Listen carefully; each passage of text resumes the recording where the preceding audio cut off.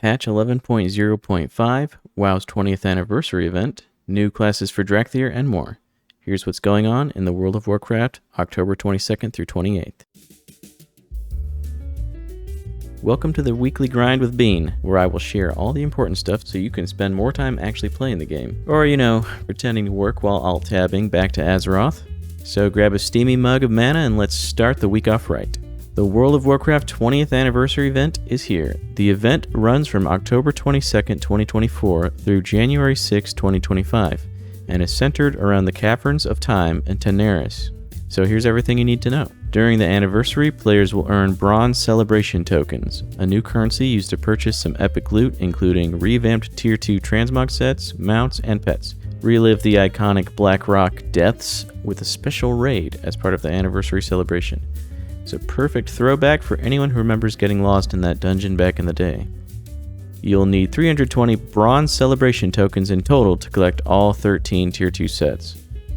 The first set will cost you 60 tokens, the second set will cost you 40 tokens, and all remaining sets will cost you 20 tokens, which may sound like a lot, but hey, it's a small price to pay for resurrecting your fashion game from 2006.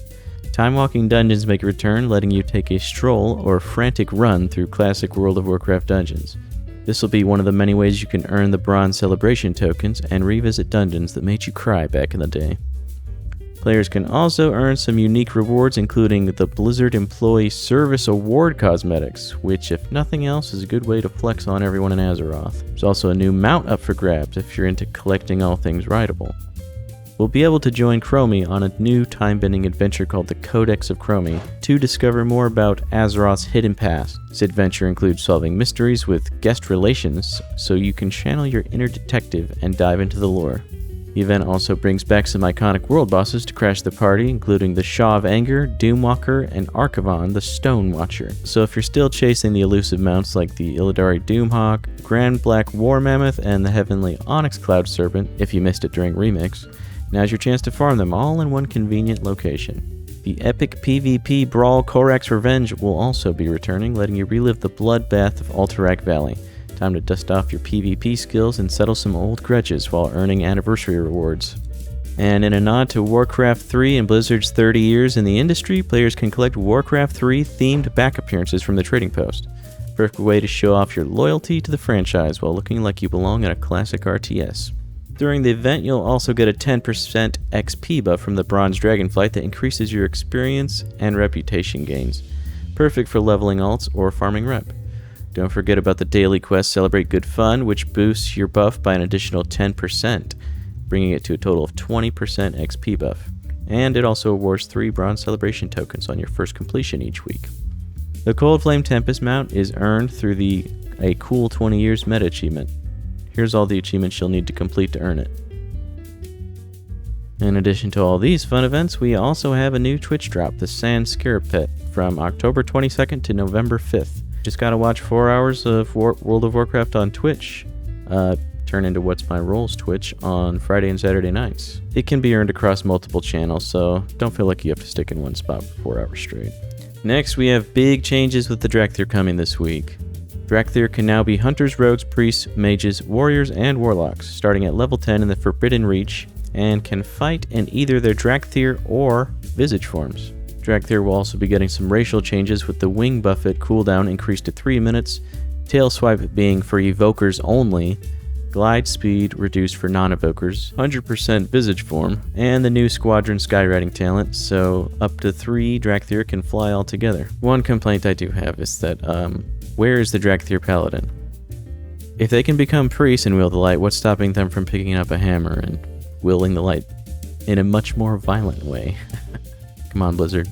We've got a ton of class changes, so I'm just going to leave a link to the patch notes in the description below if you want to take a real good look at it. We also have some changes to Transmog coming with 11.0.5. Players can collect class-restricted Transmog on any characters now. Unlocks are retroactive for completed quests and loot, so no need for multiple playthroughs on quests with different classes. This change is amazing and is going to make farming old content even better because you don't have to worry about picking up something that you're not going to be able to utilize. The anniversary event's not the only event going on this week. We also have Hallow's End and Day of the Dead events. Hallow's End goes from October 25th to November 8th, and the spooky season is upon us. Hallow's End is a celebration of the Forsaken breaking free from the Scourge. You earn tricky treats by completing dailies and visiting inns. Each inn offers 2 treats, with a chance for masked wands and other fun holiday items. Holiday vendors outside Stormwind and Undercity offer spooky items in exchange for the tricky treats. Most players will be farming the elusive Headless Horseman's mount from the Headless Horseman dungeon event. We have a Mountain Dew and WoW promotion. League promotion with Mountain Dew featuring 2 WoW-themed flavors, Citrus Blackberry featuring Xalatath and Illyria, and Citrus Cherry featuring the Lich King and Thrall, with some speculation on Fel-themed motorcycle mounts that could be a part of it. Guess it's time to start drinking Mountain Dew again. For the mount, right? I'm pretty sure the purple flavor is really Illyria and Xalatath Goth Gamer Girl bathwater flavor. There you are. You know, for when you want to truly embrace the darkness with your hydration. We also have Blizzard's new 12-month subscription featuring the Startouch Fur line for the War Within and the Lava Drake for Cataclysm Classic. The bundle also features 2 mystery items, likely related to the Lunar New Year. Now that we've gone over some news, let's set up our plans for the weekly grind. With WoW's 20th anniversary starting, I'll be focusing on farming Bronze Celebration tokens. My first goal is to reach 100 tokens to unlock my first 2 Tier 2 sets, which will also increase the drop rate of future tokens. After that, the grind for Transmog will continue, but at least it will be a little bit easier. While grinding out all that, I'm also going to be tracking the meta achievement to get the Cold Flame Tempest mount. Since Dracthyr can now take on new classes, I plan on leveling a few of them with the help of the XP buffs from the anniversary event. The full visage time and extra mobility have me pretty excited, but this is just a great time to level alts in general. Frank's D2 on the WoW subreddit did the math, and we could be potentially getting up to 75, even 85% XP buff, depending on if all the sources stack or not. This is also a good week for PvPers with the Arena Skirmish bonus event, which offers increased honor rewards for arena matches. Even though I'm not really focused on PvP at the moment, I do recommend this for anyone looking to farm honor quickly. Great time to dive into arenas and work on your PvP gear. We will also have the Deep 6 PvP Brawl active during this week. If you're looking for a little twist on traditional PvP, this is a good time to jump into it. Next, we have all of our weekly chores. It's starting to feel like laundry, never ending but always necessary. So grab all your blue quests lying around Dornegal, knock them out. Then you can go kill the world boss, which has not felt very rewarding this season so far. It's still something easy to do for some gold if nothing else. Weekly completion of the Theater Troupe, Awakening the Machine, Spreading the Light, and Severed Threads packs, which will get you your 4 coffer keys as well as some gold, cress, and rep.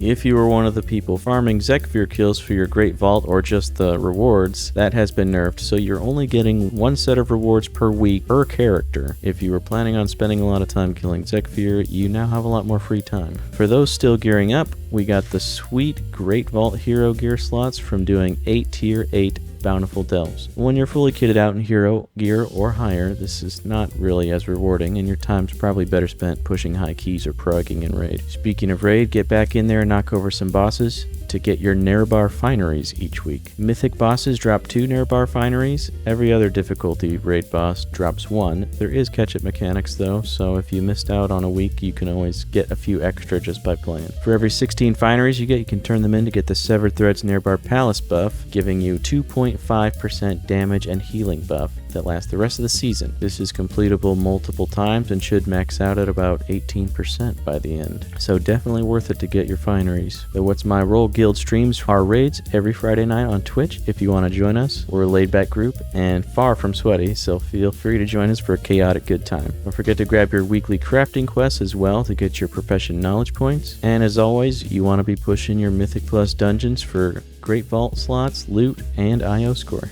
That's all for this week's grind. If you've made it this far, treat yourself to a Mountain Dew and a quick dungeon run. Or, keep pretending like you're working. See you next week.